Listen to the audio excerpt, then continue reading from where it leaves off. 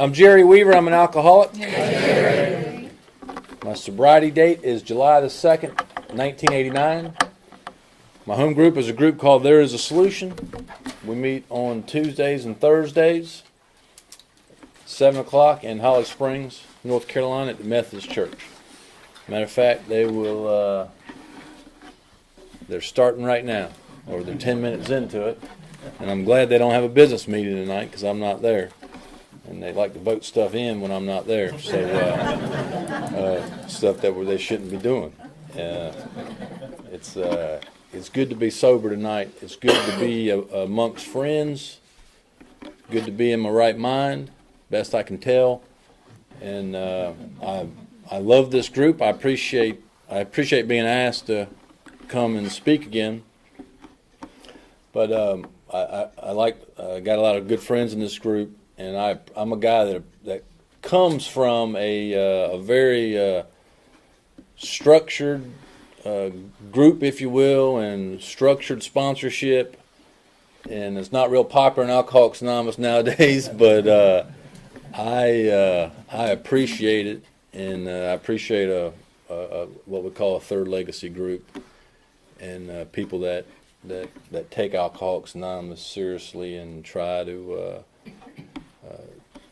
carry the message of Alcoholics Anonymous as it's laid out in our literature.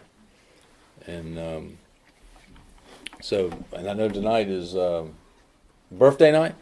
Got a lot of birthdays. My God, now I got to do this. So congratulations to all the people in here. Now, Brian, are you a member here?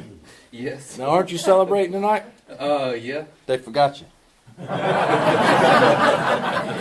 That man just had a baby, and y'all ain't even got him on the board. Or his wife. That's his responsibility. It falls down to us to put our names on the board. I didn't put it up. Oh, you're being humble. Oh. He's being rebellious. Rebellious? That's a good word. Well, I'll take humble. You take humble? Okay. 4 years, right? Yes. So Brian's got 4 years. We need to revise the board here in a little bit. So anyway, hey, congratulations on birthdays.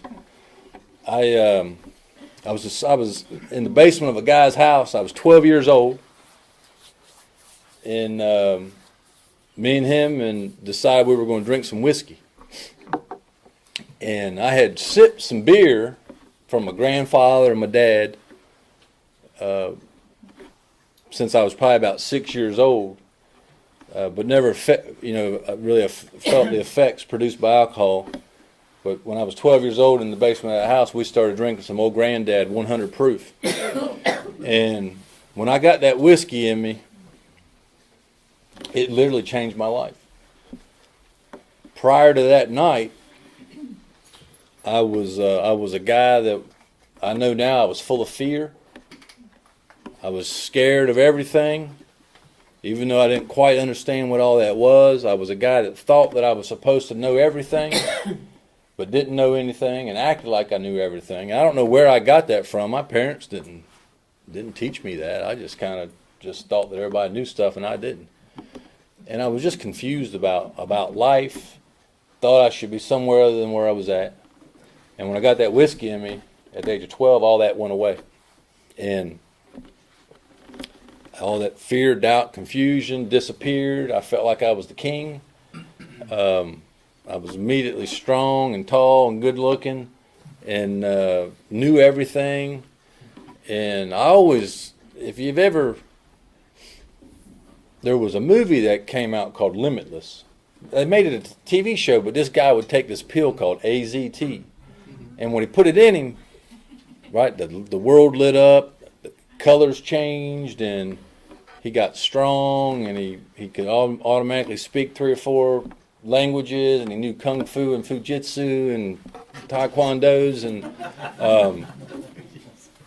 and it made him fast and strong. That's about what happened to me when I drank that whiskey. I mean, that's how I felt. Now, obviously, I didn't know anything. I really didn't know anything, but I acted like I knew a lot then. And it just lit me up like a firecracker. And I can remember that night just like it's right now. It's very vivid in my mind. Now, I don't remember the first time I ate fried eggs or the first time I drank a Coke, or I don't even remember the first time I had sex. I don't know if that says much. My point is, I remember that night, but I don't remember the first time I did just about anything else. And the next morning I woke up in a pile of vomit, and I couldn't remember everything that happened that night. I'd blacked out, and I was sick as a dog. And the first thought was, man, I want to get back down in that basement and drink some more of that whiskey. It was not, I'm going to swear this off forever. I wanted to drink some more. And that's what I did. It was the next day or a couple days. It was within a couple days I started right back drinking, and the same thing happened. All that fear and doubt went away, and it gave me power and essentially made me have a spiritual experience. And I didn't get sick that time, and it was just, I'm a guy that just took immediately to it, and it definitely, to use our terms, it did for me what I could not do for myself. And I certainly didn't drink every day from that point on, but every opportunity I got, I drank, and I looked for opportunities to drink. I started stealing liquor from my dad. I'd drink liquor pour out those bottles, then put water back in it. And I thought I invented that kind of concept until I got sober and found out people have been doing it for a long time. And I would shoplift liquor and steal liquor from other kids' parents, and I just loved it. I loved everything about drinking. I'm not a guy that didn't have some good times drinking. I had a bunch of good times, and now I'm also not a guy. You'll hear people in the AA say that every time I drank, I didn't get in trouble, but every time I got in trouble, I was drinking. Well, that ain't true for me. I got into a lot of trouble sober. Matter of fact, you could argue I did better when I was drunk. But I'd get into a lot of trouble drinking. But I loved everything about it. I mean, I loved the courage it gave me to mess with girls. I loved going into clubs. I loved the house parties that we used to have with the strobe lights and the heavy metal music. And that was before rap. And I love riding the roads, and I don't know if people ride roads anymore, but when we were growing up, I mean, we'd get in the car and we would just ride forever. Matter of fact, sometimes, this was a long time ago, sometimes we'd end up down at, now I was living in Coates, North Carolina, in Harnett County, and we'd end up in Cranes Creek and Vass, and we thought we were like in Mars. We'd kind of come out of a blackout and like, what are we doing in Cranes Creek? And no clue where we were at. But I loved riding roads. I loved getting in trouble and running from the law and getting locked up and getting out and all that stuff. And I don't believe I was a guy suffering from any kind of disease or anything as a teenager. I was just a guy that needed help, and I got it in alcohol. And it basically gave me power to do things of and by myself that I couldn't do. Now, I did get into a lot of trouble. I got into a bunch of trouble, and parents really didn't know what to do with me. I was labeled a juvenile delinquent at the age of 13 and got kicked out of 2 county school systems for things I'd done. And I got into a bunch of trouble in Harnett County and could have gone to prison. I didn't. That's how I ended up in the Air Force. They used to tell you, hey, if you're going to the military, we won't put you in jail. And I was like, well, that sounds good to me. Although I was a guy that I always would fantasize. Now, this is not normal, but as a kid, I would fantasize about getting locked up in jail or prison and planning an escape.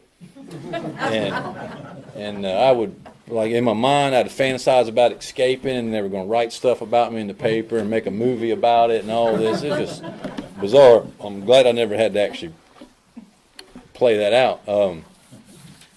But I went to the Air Force thinking that I know my parents thought it was going to be kind of a solution for me. It was going to teach me some responsibility and some discipline.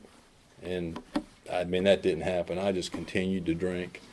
I started, blacking out a lot, not remembering what happened the night before. I'd wake up in places and not know how I got there. I'd wake up with other people's clothes on. And I woke up one time with some women's clothes on. I would have told that, brother. I know, Charlie. You're not the first person to tell me that. I've had a lot of people tell me I probably should not tell that, so I might stop doing it now. Tell it. Tell it.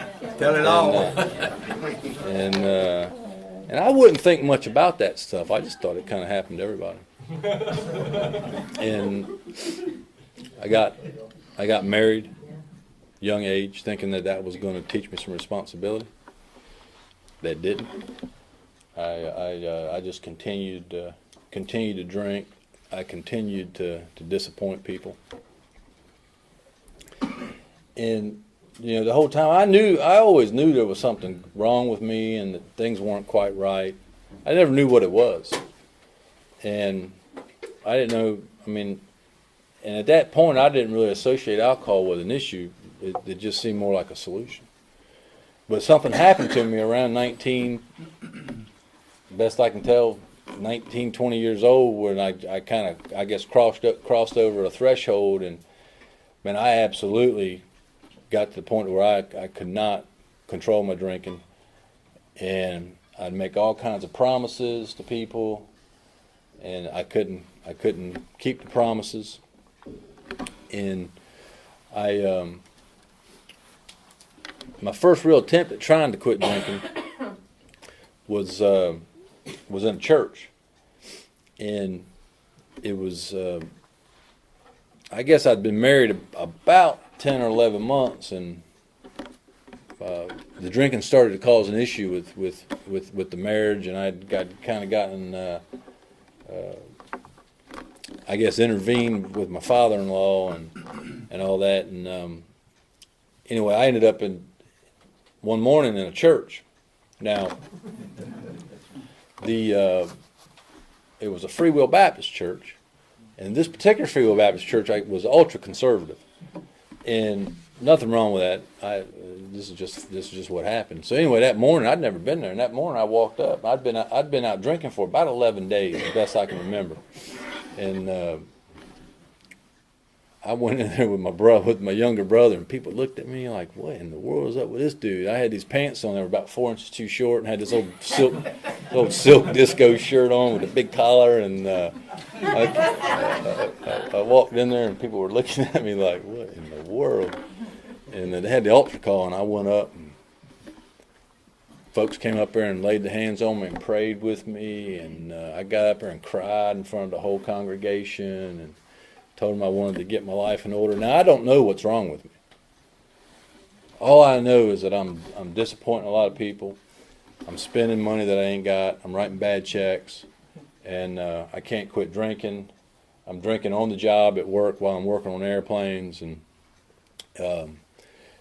but I don't know anything about alcoholism. I don't know anything about Alcoholics Anonymous.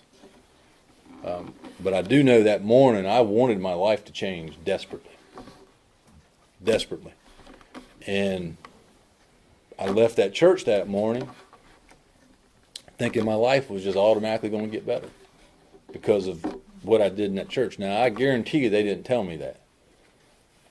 But my mind will make stuff up, and my mind will hear stuff that actually was never said, and my mind will interpret things that you've said that are different than what you actually said.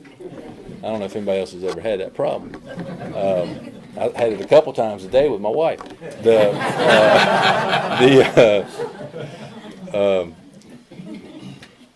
And what happened was 3 days after, about 3 days after getting prayed on in that church, I was right back drinking.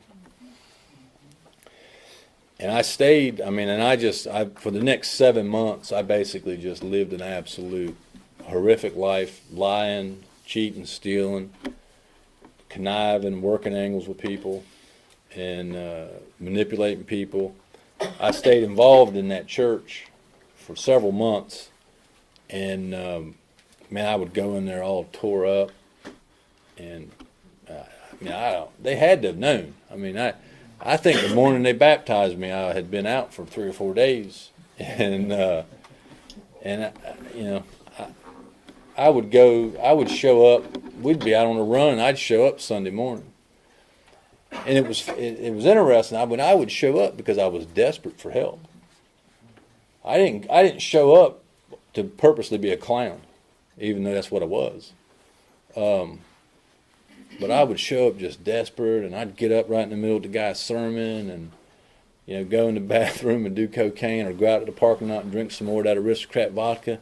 And I'd come back in and just be disruptive and was just clueless as to what was going on. And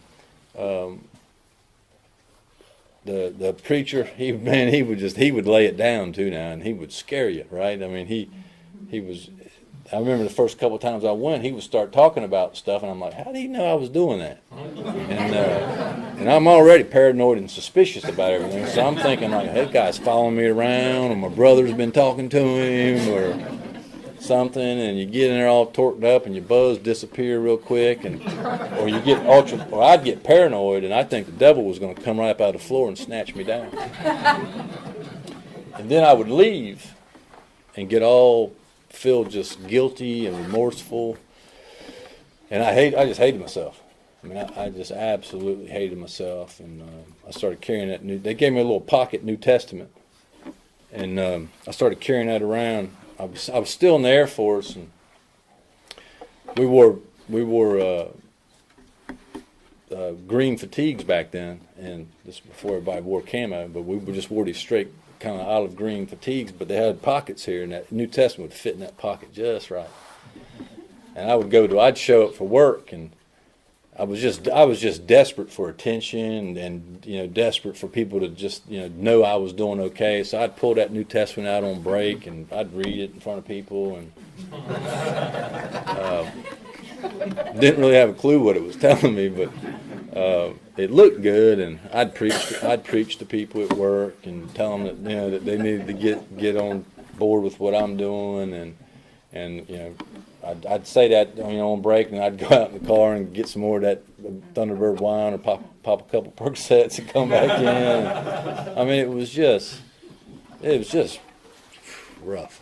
It was rough, and I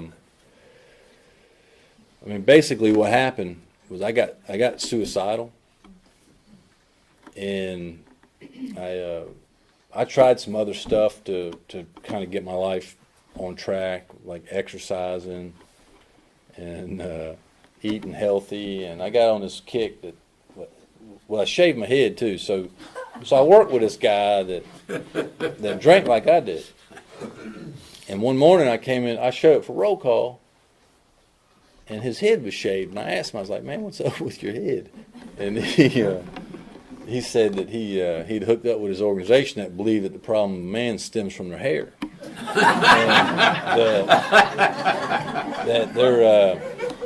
And so literally what they would do is they would shave their head, and that would signify the old man dying, or your old ideas dying, and that when your hair grows back, you're kind of reborn, you get a new way to live. And I was like, man, I need some of that. I went home and I shaved my head. And he also at that time had turned into like this vegetarian. So I had got on this kick also of like eating fruits and vegetables.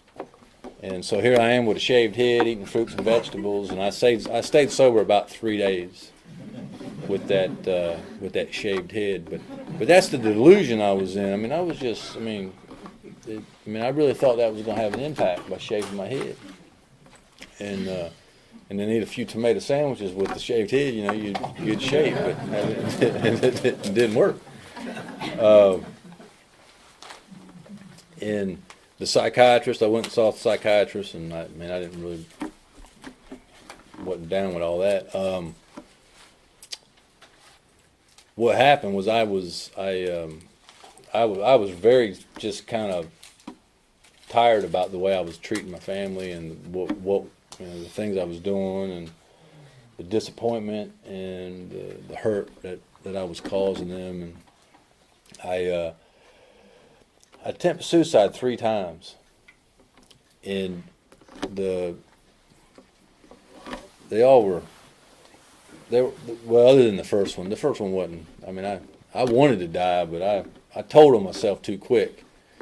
after taking that bottle of pills, and I ended up surviving that, obviously. But the second suicide attempt, I had this dog that had this mange, and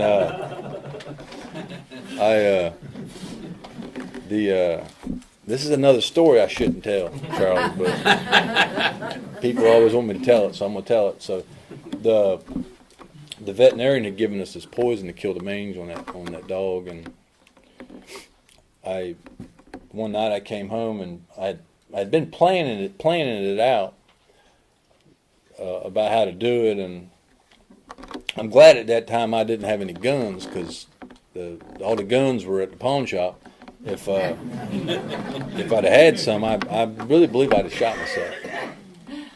But I pulled some of that poison up into a syringe one night, and shot it up my arm, and laid down on the kitchen floor of the house there, and went away from here for a little while. And when they were trying to revive me, I won't go into it, but I had an outer body experience, and when they were reviving me, I was fighting coming back, because I just didn't want to live, and I didn't write a note to anybody or call anybody. It was low drama, and I didn't mean it was just what I wanted to do, and I thought I was giving everybody a break by doing that. I was doing them a favor. And when I came back, I was in the hospital for 5 days, and in the hospital, I had these thoughts like, man, I just went through that near-death experience. There's no way I can go back to living that way after going through that experience. And I can remember having these kind of ideas. You ever see some of these movies where these folks have these near-death experiences and they become angels, or they have this real true purpose in life? And I kind of had these ideas of like that was going to happen to me. And I can even remember having a conversation with my dad about it. I got out of the hospital. About 3 days out of the hospital, I was right back drinking, and I was just I was just baffled. Now, who was really baffled about it was my family, and the damage and the trauma that that an alcoholic causes their family is beyond measure. Best I can tell. And it's baffling. I mean, how could a guy that was in the hospital for 5 days after trying to kill himself and swearing this stuff off forever go back to it? And it doesn't make any sense, especially to the family. And then they would ask me questions like, "Well, why did you do that? And how did that happen?" And my answer was always, "Well, I don't know." And that would piss them off even more. But I know now that I don't know was about as honest of an answer as I could give them, because I really didn't know.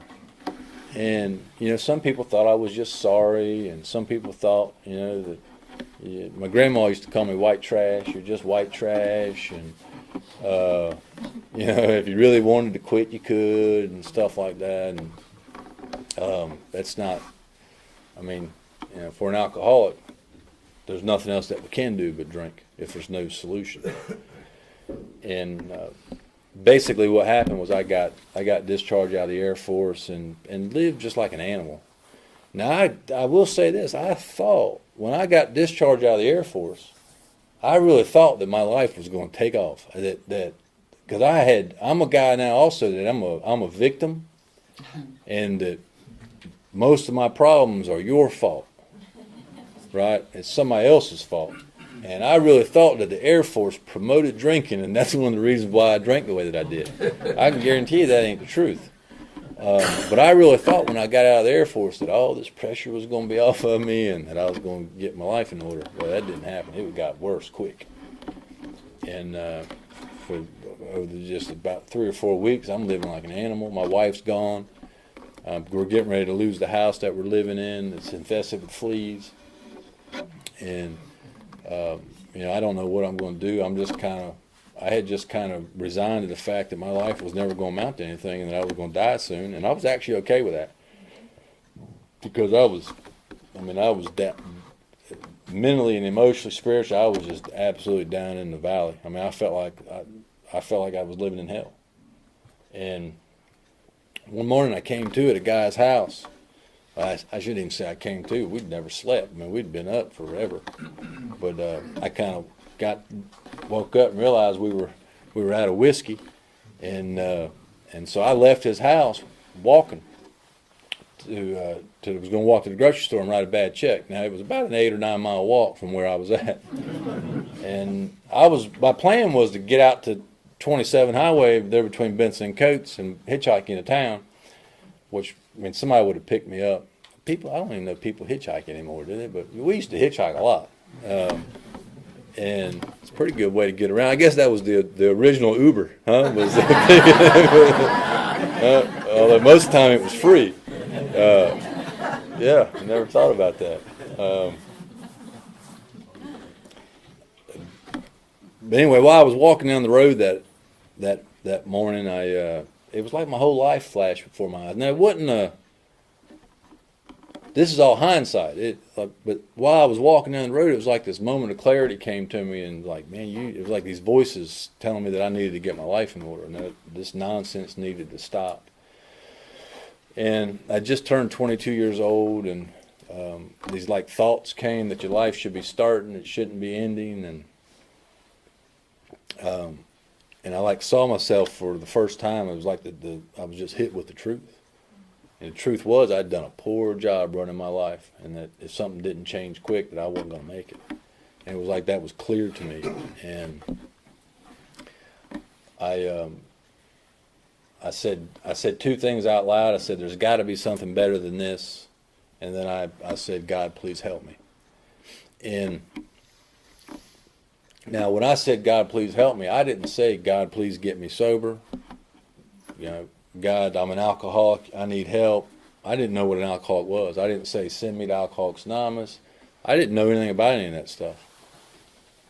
I just said, God, please help me. And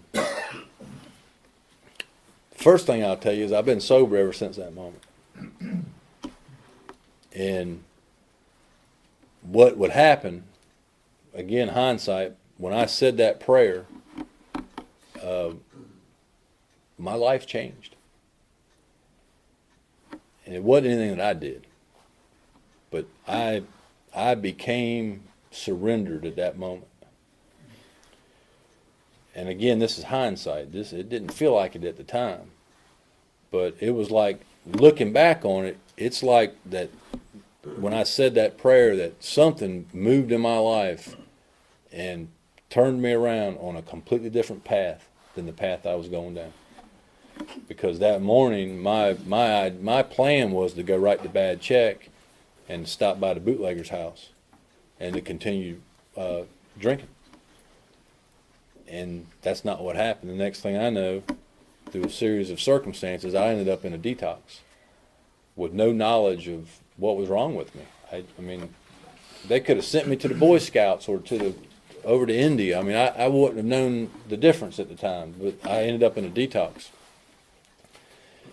And when I was in that detox, a guy came in and talked to me that was a member of Alcoholics Anonymous. Now, I didn't know any of that at the time. I mean, I didn't know what that was, what he was talking about when he said it. But he basically just told me his story. And it was the first time in my life I'd ever heard anybody that felt like I did. It was the first time in my life I'd ever heard anybody that had done some of the same things I'd done and was actually willing to talk about them. It was the first time in my life that I'd ever heard anybody, talk about alcoholism and what that was. And there was an identification that happened that morning with that guy that I had never experienced with all the other. I mean, I had a lot of people try to help me. I mean, I had preachers and neighbors and family and chief of police and Harnett County deputies and first sergeants and I mean all kinds of high school principals. I mean, all kinds of people really tried to help me. And when that guy was talking to me, it was different. And I knew whatever he was talking about, it was me. And prior to that morning, I thought I was the only guy that had done some of the things I'd done. I thought I was the only guy that felt the way I felt. and I was just completely isolated and felt unique. And he squashed that stuff just enough for a little bit of truth to come in. And basically what happened was I was, not long after that, I was introduced to Alcoholics Anonymous. And I quickly realized that I had alcoholism. And for me, it was simple then, and it's simple now. And basically what that means is that I'm different than a normal drinker. That most people can drink 1 or 2 drinks and they stop, or they might even drink a little bit more, and they can manage that. Well, I'm different in that my body's different. That when I drink 1 or 2, I want 1 or 2 more, and then I want 1 or 2 more, and I 100% believe this, that I think there's something physically different with me than there is the average drinker, and that there's no way to reverse that. I believe 100% what our literature says. If that's all I had wrong with me, then I could just stop drinking, right? I could just not pick up the first drink, and everything would be okay. Now, I will say this. When I heard the concept, well, it's the first drink to get you drunk, I was like, what the heck does that mean? That don't make any sense. But that silly comment about if you get hit by a train, right, it's the engine that kills you, not the caboose. Down, that made sense to me. I could figure that out. But my main problem is in my mind. And I believe I drank myself into an obsession that I wouldn't argue whether I was born with that or not. I don't know. I don't think that matters. I can tell you I got a lot of brothers and sisters who grew up in the same house. Matter of fact, some of them grew up in the same bedroom that I did. They're not alcoholics. So I don't know, but I know I got it. And so my mind, I drank myself into an obsession to where it doesn't matter what the consequences are to me. I'm going to turn to the idea that a drink's okay, right? And then I can make all these promises to my wife, and 30 minutes later, when I broke all those promises as I'm drinking, that's what that's talking about. I have mentally lost the power of choice in drink. I don't have any choice on whether I drink or not.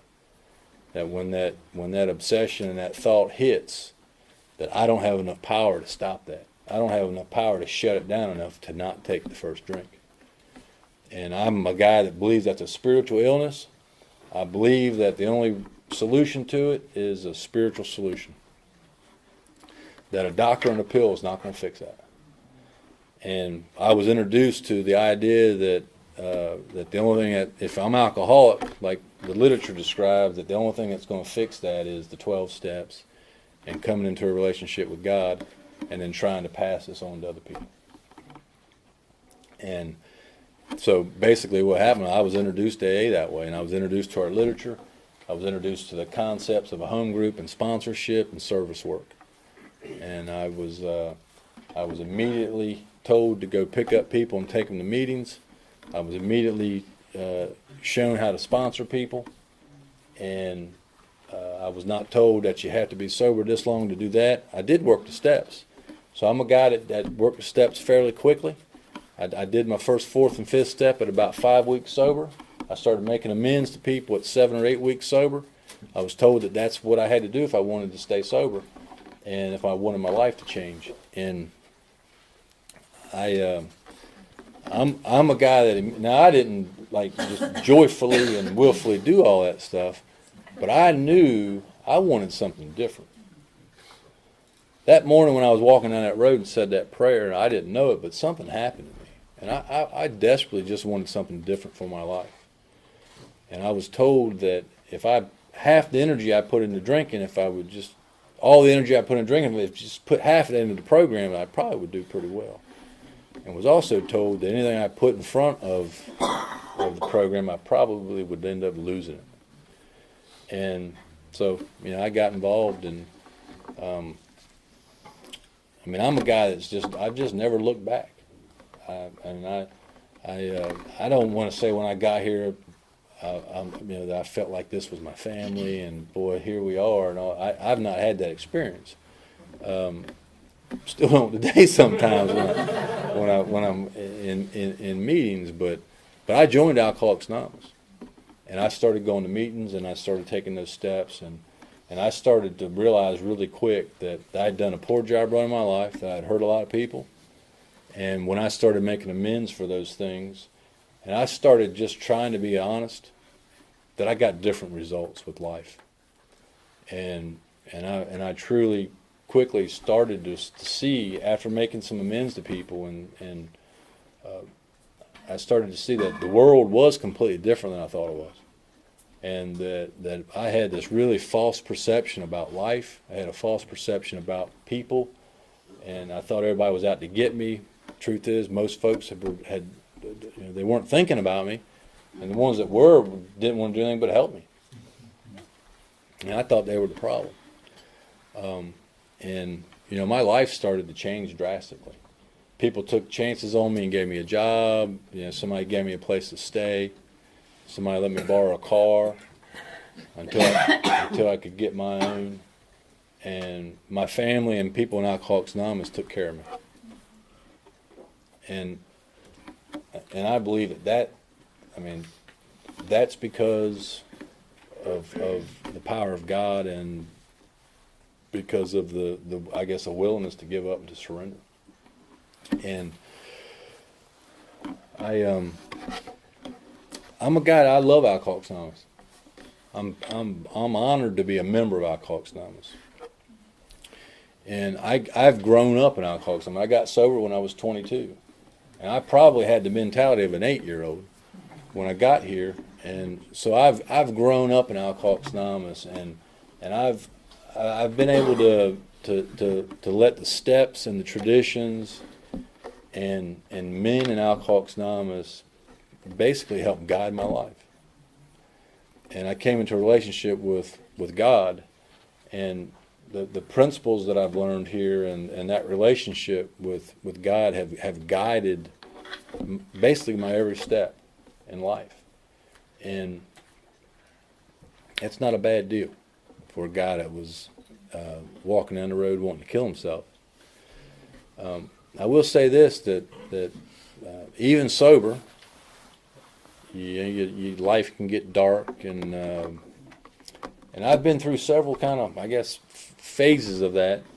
The first one I went through was about 4 or 5 years sober, when me and my first wife had actually gotten back together after I was sober about 9 months, and we were going through a divorce or a separation, and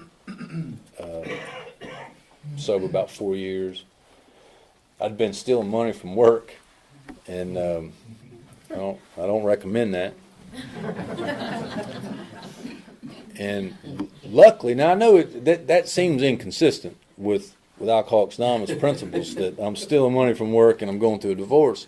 But even while I was doing that, I was still in the middle of Alcoholics Anonymous. Now, I was being dishonest about a couple of things. I'll tell you that, but I was still in the middle of Alcoholics Anonymous in terms of going to meetings and talking to my sponsor, even though I didn't tell him the whole truth at that point. And I was helping people, and I think because of that was how I got honest eventually and got through all that. But I can remember, when I got honest about stealing money and realized that the best thing for me and my first wife was to actually, to not be together. It just never should have happened to start with. But I can remember, thinking like, blaming the program and blaming God, and how could you allow this to happen? Here I am sober, and I've been doing this stuff in prisons and at the detox, and how could you allow this to happen? Like, I guarantee you, God didn't force me to take money from a business. But your mind, when they say the main problem's in the mind, that's even after you're sober for a while. It ain't just got to do with drinking. It's got to do with living and stuff like that. But what happened to me was when I finally got honest about it, and with my sponsor and with another man, there was a clear plan of how to get out of that. And I didn't like it, actually. It meant turning myself in and actually admitting that I'd stolen the money, and it meant getting an attorney and going down to the courthouse for the divorce and all that. What happened was, because of people in Alcoholics Anonymous, I was able to get through both of those. And I was able to go through a divorce without any fighting or arguing or bickering, none at all. I was able to go back to an employer and be honest with them about what I'd done. I was prepared to get fired and was prepared to go to jail, if that's what it took. I had made that decision with some people that I was willing to do that, rather than try to kind of stand in front of my God not being honest about it. I got through all of it, and I thought I was going to get fired from that job, but they didn't fire me. It still baffles me to this day. It makes no sense. We had fired people for blowing their nose wrong, and here I am. I mean, it's like, here I am, stole money and some other things, and they kept me. And what happened to me was, I kind of went through another kind of, I guess, call it a surrender or another spiritual awakening, in that I realized that Alcoholics Anonymous was, it's not something we go to. That Alcoholics Anonymous is a way of life. And that the steps and traditions and the principles and the teachings of the program are something that we're actually supposed to apply everywhere we go. And I'm not supposed to just pick and choose what I do, and I'm not supposed to just be a guru in a meeting and then go home and be something different.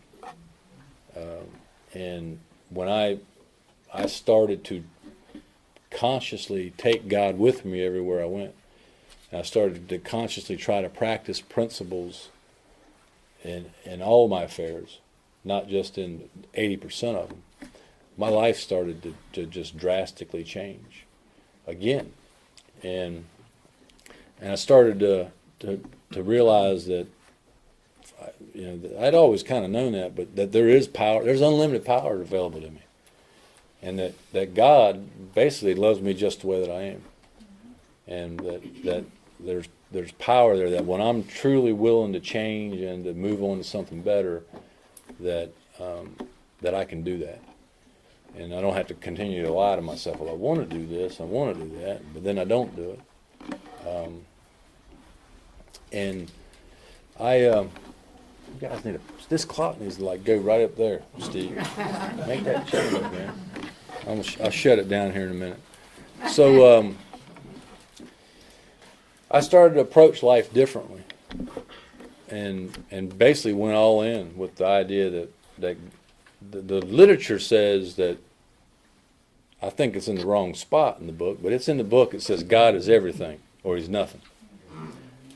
It's funny to me that that's at the second step. You think it'd be way in the back somewhere, because it's hard to actually completely agree with that. But when you just working the second step. But I started to. That's what happened to me. At about 5 years sober, was I truly believed that God is everything, and that without that power I'm nothing, and that I realized that there's a difference between believing in God and believing in the power of God. That I got to believe that there's a power that can come in me and heal me and help me, and then give me the strength to kind of do the opposite of what I used to do. And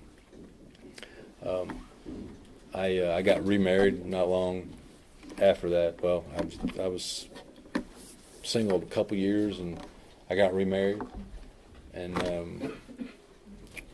been married now, I don't know how long it's been, a long time, 23 years, 24 years. Got a great marriage.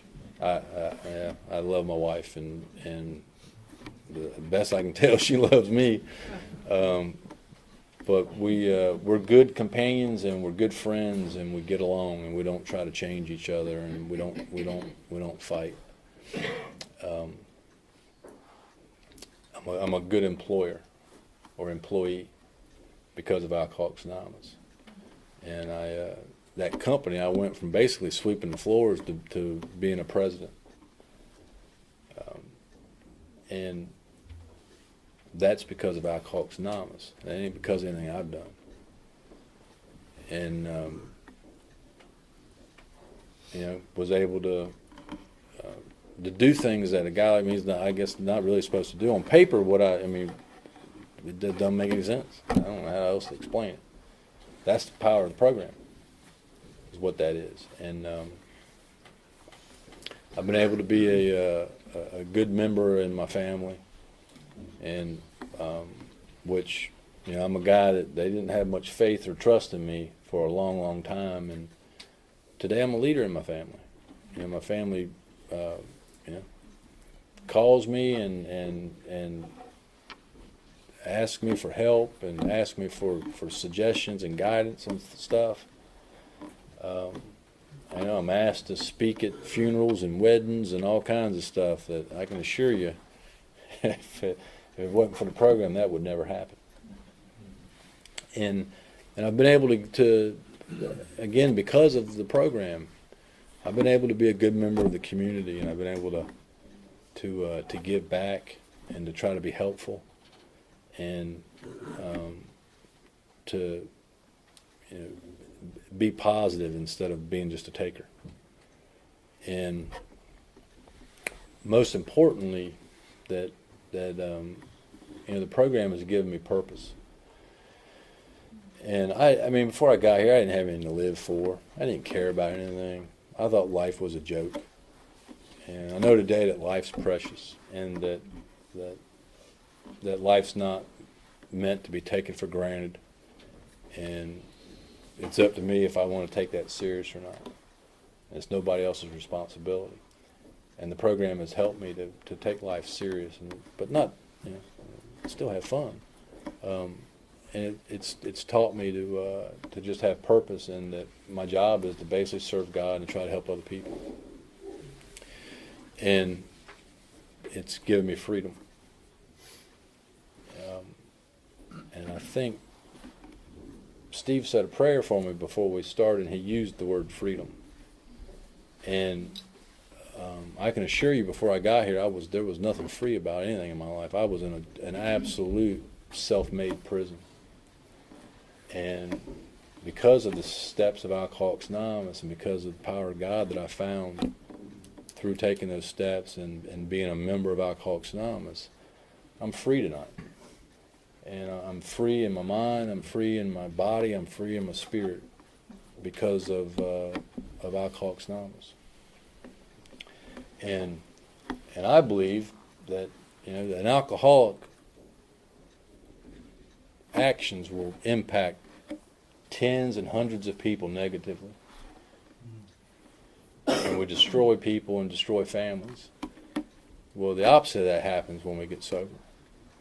That when we get sober and we try to live a principle-based life, that our actions and our words have a positive impact on people, and that we do get to make a difference, and that we can impact tens and hundreds and thousands of people positively, and reverse all that stuff that we did by basically being a good member of AA and trying to help other people, and as the book says, being a good Samaritan every day.